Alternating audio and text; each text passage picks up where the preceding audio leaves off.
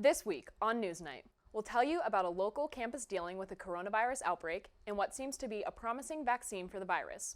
All that and more coming up on NewsNight.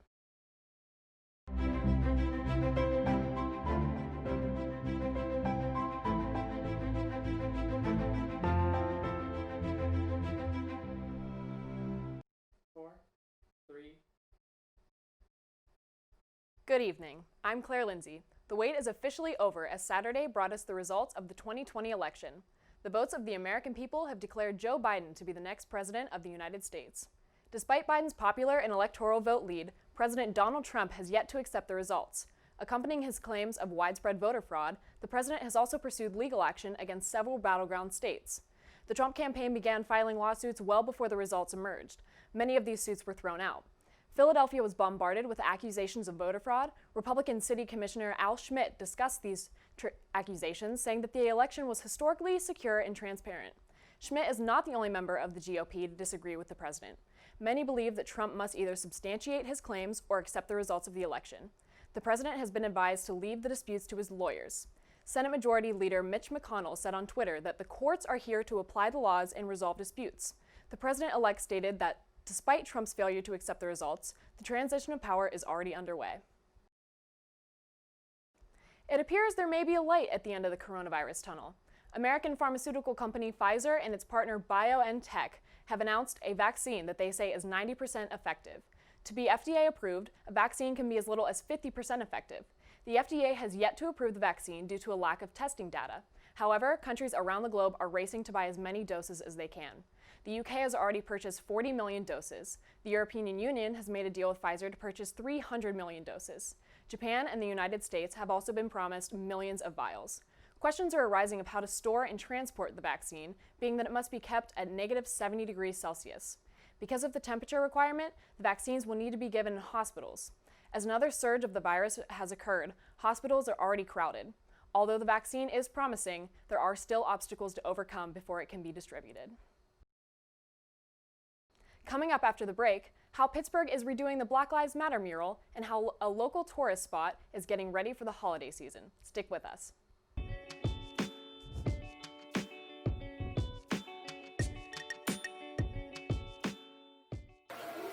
right, go. Go to our new website, uview.pointpark.edu.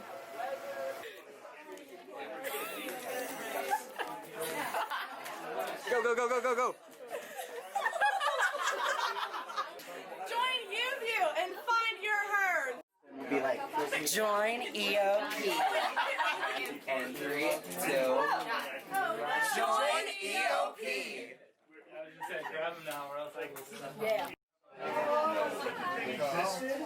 Join on point with politics. 3, 2, 1. Join Pioneer Sideline. Loneliest number that you'll ever do.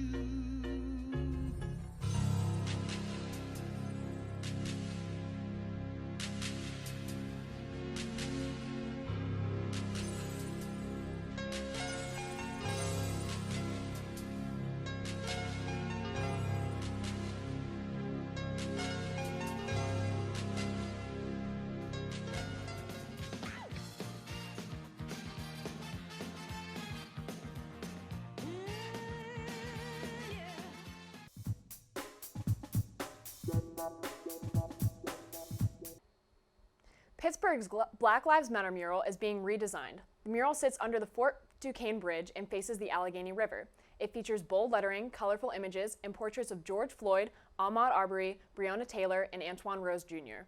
The original artist, Cameron Nesbitt, used black paint to completely cover the mural to repair it and prepare for redevelopment. Black Lives Matter was then written in large gold lettering. The inside letters was left blank. Nesbitt says he wants to involve the community in the redevelopment of the mural. In the spring, multiple artists will be invited to fill the blank spaces. The mural has been vandalized twice. Back in September, 2 men were seen shooting the mural with paintballs. Just weeks later, the mural was hit again. This time, expletives were written on the mural and on the portrait of Antoine Rose. Vandals also attempted to pull off sections of paint on the George Floyd portrait. Cameron, who goes by the name Camo, is hopeful that the mural will continue to bring people together in celebration. PHIPPS Conservatory in Shenley Park is a holiday tradition for many. Nick Konopka has more on what they plan to do for the 2020 season. Signs of the approaching holiday season are becoming apparent throughout Pittsburgh, so for an extra special way of getting into the holiday spirit, the PHIPPS Conservatory Winter Flower Show is perfect. Starting Friday, November 20th, PHIPPS Winter Flower Show, entitled Home for the Holidays, will be bringing whimsical and elegant displays back to the beautiful glass house. To ensure guest safety, PHIPPS has put into place restrictions on crowd capacity and will continue enforcing social distancing and mask policy. Because of this, you can ensure a COVID-19 friendly holiday experience.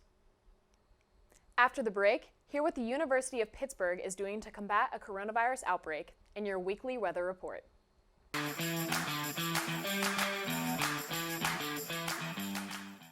What's one word to describe CAB? Welcoming. Community. Creative. Experiences. Family. Openness. Pineapple. The Campus Activities Board is a student-run organization that consists of 7 different committees. Each focuses on event planning, marketing, and administrative activities. Join us in organizing the juiciest events on campus, from late-night bingo to festive dances to our team bonding meetings. Follow us on Twitter and Instagram at Point Park Cap, or like us on Facebook at Campus Activities Board at Point Park University. Good evening and welcome to NewsNight. I'm Josh Troop alongside Jess Paterchak. Defending his decision to kick out 15 Cuban diplomats from the United States. Thanks, Allison. Fitness on Demand has returned to Point Park. Residents fear that Mount Agung will have a repeat of 1963's eruption. 2-star NFL quarterbacks made the headlines this week after wrapping up. Well, thank you so much for joining us this evening. That's your news tonight. For Nick Tomarello, I'm Alex Grubbs. Have a great night.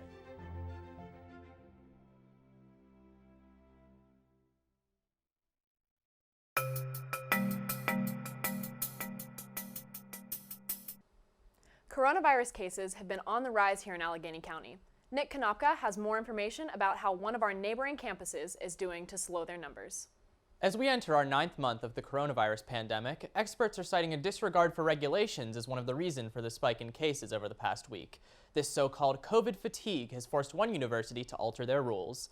On Sunday, the University of Pittsburgh announced that they would be enforcing shelter-in-place protocols beginning Monday, November 9th, on their city and regional campuses. It was always the university's plan to have students shelter in place beginning Thursday the 12th, prior to Thanksgiving break. However, a sudden increase in positive tests has caused Pitt to commence these plans several days early. The university's contact tracing efforts found no correlation between the confirmed cases and any classroom activities, giving them reason to suspect that the uptick is the result of gatherings on Halloween. The new regulations move classes to a primarily virtual system, with exceptions being made for lab time and clinical experience. Similar to Point Park, Pitt students will not be returning to campus after Thanksgiving break and will conclude their finals remotely. And now for your weekly weather report. Temperatures will continue to drop into the low 60s throughout the week, but will drop even lower next week. Tomorrow and Friday both have highs of 56, and Saturday will be an even lower 52. All these days are looking to be partly cloudy, with little to no chance of rain. Sunday, the high will reach 62 degrees, but we can expect some rain. Monday, Tuesday, and Wednesday of next week will only hit highs of 48, 44, and 49 respectively. Thankfully, no signs of snow just yet, and that's your weather report. After this next short break, we'll tell you about what's happening with the MINKS in Denmark. Stay tuned.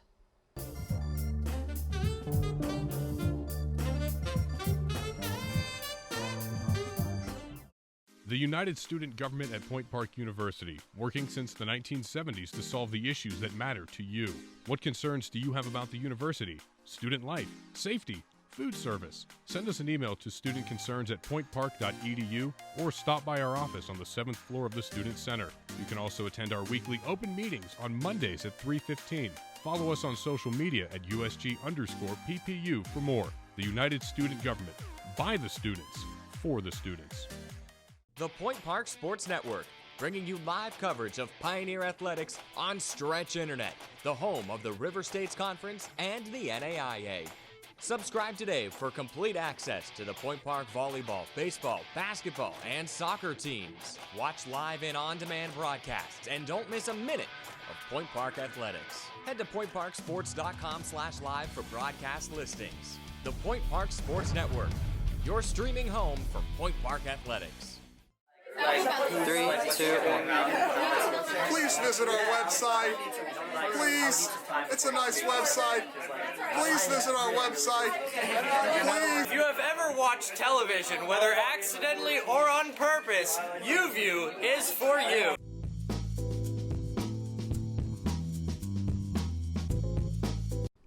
Animal lovers all over the world are sad to hear about a development in Denmark. The country experienced an increase in coronavirus cases from early June to late fall. It has since been discovered that the furry, ferret-like animals known as mink are responsible for the rise in cases. As a result, the Danish government has ordered the culling of over 1 million mink. Denmark is one of the world's top producers of mink skin. 58 farms have been found to contain infected populations and have already begun to be culled. Although breeders are being compensated, they are very disappointed in the decision. That's all we have for you this week. I'm Claire Lindsay, and from all of us here at NewsNight, thank you for watching, stay safe, and have a good night.